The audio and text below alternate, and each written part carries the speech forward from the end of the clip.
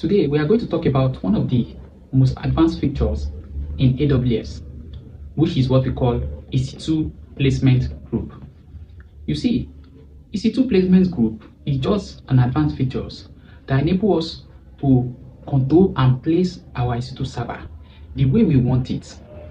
Although on AWS, we are not seeing all those physical servers, but Amazon enable us to place our EC2 instance the way we want them to be, based on our purpose or based on our usage. So there are three ways you can actually place your EC2 server on AWS. The first one is cluster placement method. The second one is spread placement method, while the third one is partition placement method. So let's start with the cluster placement method. You see, in this cluster placement method, this is just like when you put all your EC2 instances in a single hardware rack and you place them close to one another. You place them in the same availability zone so that they can easily communicate and process data very fast. The major purpose of this placement group is to ensure that all the data that is running in that particular website or application are processed very fast, that there is no delay in processing of data. And this kind of placement group, they mostly use it in some trading app. Let's take for example Binance. You know, in Binance app now we have the trading part where you see how the cryptocurrency fluctuates. You see that okay, maybe it may be $0.05 now. Within milliseconds you will see that it has changed. So that particular trading component of Binance, they use what we call a cluster EC2 placement for that particular company so that users can actually see the price changes within milliseconds. Now, as you can see on my screen, you can see the way they are all in one availability zone. So this is an example of a cluster placement arrangement of EC2 instance. Now, what are the pros when organization EC2 instance is arranged like this? What are the pros? The first pros there is that there will be low latency, meaning that the processing of data will be very fast. Number two is there will be high networking. So those EC2 servers can easily communicate with one another or with any server, with any database that they are communicating to. Now, what are the problems of using this type of EC2 placement?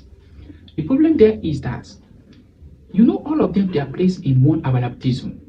So if this availability zone fail, all the EC2 server placed in it, they will surely fail. So for better understanding, this is just like all of us, we have a meeting in the same room. If fire break happen within that room, all of us will be affected. So that's how this one actually look. So that is the major problem of cluster placement group. Now let's talk about the second one. Now the second type of EC2 placement group that we have is what we call the spread placement group. Now this kind of placement group is used when we actually want to social distance our EC2 into different availability zones and on different hardware rack. So in this situation now, all our EC2 instances, they are not placed in one availability zone. They are placed on different availability zones, and each of those EC2 instances, they are on different hardware rack, and they can manage each other on their own. So that is how this spread placement group look like.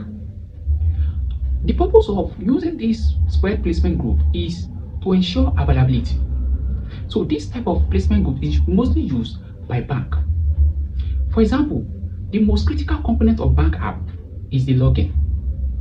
That login page or the trading transaction page must not be down for just a milliseconds, because if it is down for a milliseconds, bank will lose customer. So for that critical part of bank, like login page and ledger page, all those transactional page, we prefer to use spread placement group so that that particular part or that particular component of their app can run 247 without any failure. So see from this picture now that we have zone 1, zone 2, zone 3, and each of those zones you can see the EC2 instance that are on separate hardware. EC2 instance that are on separate hardware. So this one simply means that if one availability zone fail, the other two will continue. Even if two fail, the last one will still continue. And that is why this is mostly used in the critical component of bank system or government website or app. Now, what are the advantages of using this type of EC2 placement? Number one, it ensures availability 247. If one hardware or one availability zone fail, others will continue. Number two is it prevents risk of failure. There is no point of failure in this kind of placement because one can work if one failed. Now, what are the limitations? What are the problems of using this type of EC2 placement group? The problem there is that it is only limited to 7 EC2 instances per availability zone. So it can't contain more than 7 EC2 instances per availability zone. And that's why it is mainly used for some critical components of the app. The third one, which is the last one, is what we call partition placement group. This one, I call it group-based strategy. In this case, all the EC2, they are grouped into partition. So we can have partition A, partition B, partition C, partition D, like that. Now, in each of those partitions, we now have EC2 instance that is running on them. So what happened there is that as they are in partition, if one partition failed, others can actually continue. Those EC2, they are put in a separate partition. They have different hardware rack. So if one fail, it will not affect the other. An example of organizations that use this are Netflix use it, YouTube use it, because they process large amount of data. For example now, if Netflix on their app where you upload video, web video and processing, if they put all their 100 EC2 server, they put it in one partition and they did not put anything in partition B or partition C. If that partition fail, they will lose large amount of data. But what they will do is that instead of them putting 100 EC2 server in partition A, they will not put it that way. They can divide into 3 or into 2. They can say partition A, take 50. Partition B, take 50. So that if anything happens to partition A hardware, partition B can help users to process their video and their streaming without any point of failure, and they will not lose any data at that moment. So that is where partition placement group is mostly used. So in summary, the cluster group, they are mostly used when availability is highly needed. So in summary, the cluster placement group, they are mostly used when the cluster placement group, they are mostly used when speed and low latency is highly needed. So when an app needs to be accessed very fast or to update real time within milliseconds or within seconds or within minutes, so we use cluster placement group for those EC2. When an application needs to be 247 available without any interruption or without any single point of failure, we use what we call spread placement EC2 method.